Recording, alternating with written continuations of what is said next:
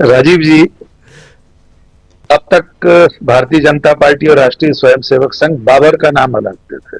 जी।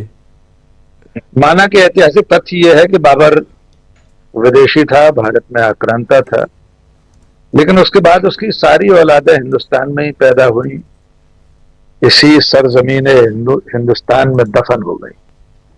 बाबर के बाद औरंगजेब तो बहुत बाद का है। औरंगजेब से तकलीफ नहीं है, उन्हें तकलीफ मुसलमान नाम से।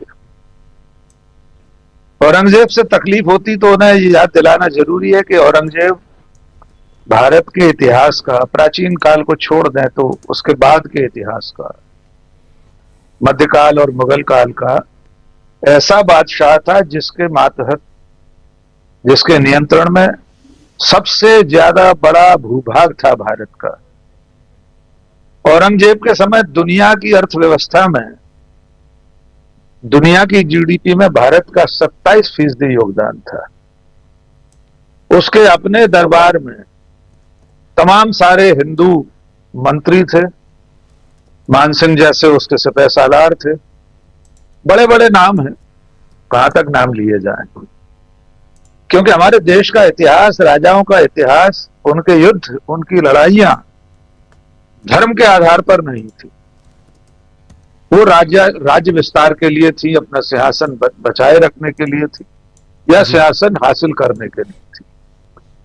अगर इतिहास में इस तरह जाएंगे कि औरंगजेब ने अत्याचार की, एक फिल्म के नजरिए से लोगों का खून खौलेगा, तो मैं पिछले 2-3 दिनों से सोशल मीडिया पर मैंने एक मैटर टाइप कर रखा है, हर जगह वही चिपका देता हूं।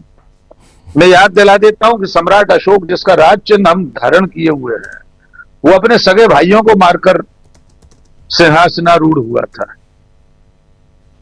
कहां से शुरू करेंगे? सारे राजा, पुलकेशन द्वितीय, हर्षवर्धन और आधुनिक काल तक सारे राजा एक दूसरे से लड़ते थे। और अगर इससे भी पीछे चले जाएं, त्रेता और द्वापर में चले जाएं, तो इन लोगों को कष्ट नहीं होता कि कंस ने अपनी सगी बहन के नवजात शिशुओं को निर्ममता से उछालकर मार दिया। हम लोगों ने टेलीविजन पर वो सब देखा है, दूरदर्शन पर सीरियल आता था, महाभारत और रामायण। असल में तकलीफ है ना, औरंगजेब से नहीं है, सिर्फ मुसलमान शब्द से है, उसके मुसलमान होने से। वरना राणा सांगा के पिता उदय सिंह ने अपने पिता राणा कुंभा को तलवार से मारकर उनकी हत्या कर दी थी, सिर्फ सिंहासन के लिए। उस वक्त राणा कुंभा पूजा कर रहे थे, एकलिंग भगवान उनके आराध्य थे, मंदिर के सामने बैठकर ध्यान मग्न थे। उनके सगे बेटे राणा उदय सिंह कौन? राणा सांगा के पिता। तो अगर इतिहास की राख को इस कदर, इस तरह कुरेदेंगे, तो इससे धूल के सिवा कुछ नहीं उड़ेगा।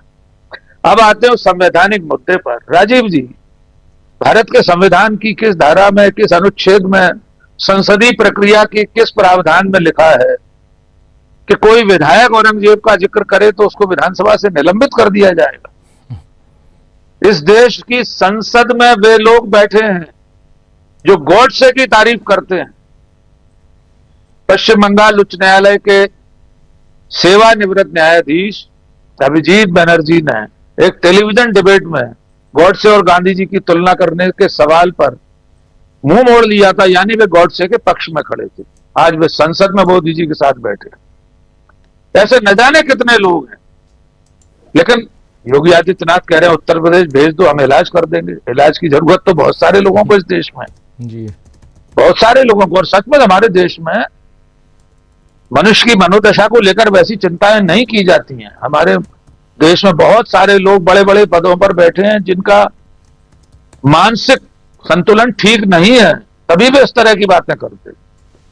कोई मुख्यमंत्री दूसरे प्रदेश के विधायक को बुलाकर कैसे ठीक कर देगा? ठीक करने की क्या परिभाषा होगी? क्या वो कोई अपराधी है कि उसकी जीप पलट जाएगी रास्ते में? क्या वो कोई जघन्य हत्यारा है कि आप उसका एनकाउंटर कर देंगे उत्तर प्रदेश बुलाकर? कुल मिलाकर भारतीय जनता पार्टी की राजनीति घृणा पर आधारित है, हिंदू मुस्लिम नफरत पर आधारित है।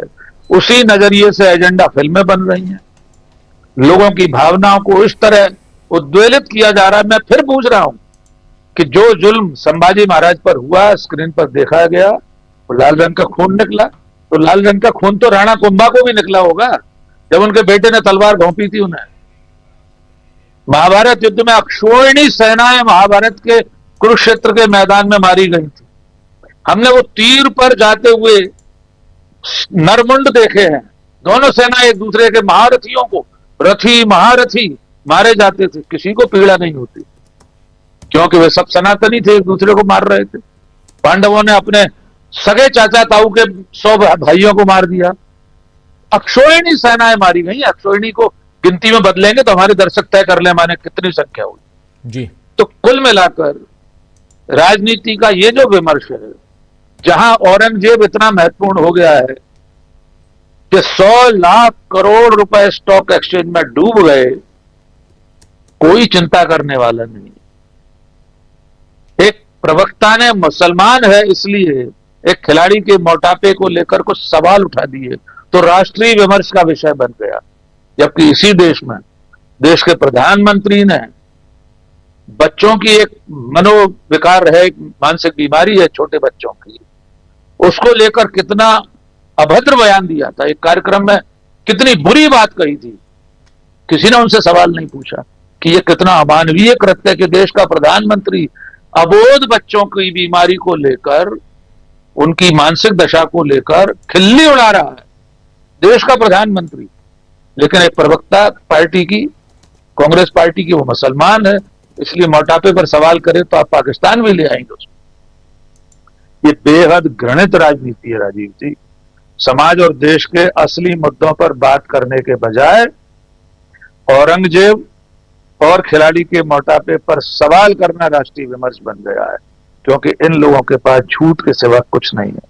योगी जी के बाकी दावों पर हम दूसरे चरण में चर्चा करेंगे कि किसी नाविक के परिवार ने 30 करोड़ कमा लिए, 67 करोड़ की गिनती हो गई, 3 लाख करोड़, 130 नावों से सवारी करवाए, 30 करोड़ कमा लिए, 30 करोड़ कमा लिए, 3 लाख करोड़ का कारोबार हो गया। जीएसटी में कहीं अता पता नहीं। हमारे ज्योतिरादित्य सिंधिया जी भी ग्वालियर में वही बयान दोहरा रहे थे कि कुंभ में 3 लाख करोड़ का कारोबार हुआ है।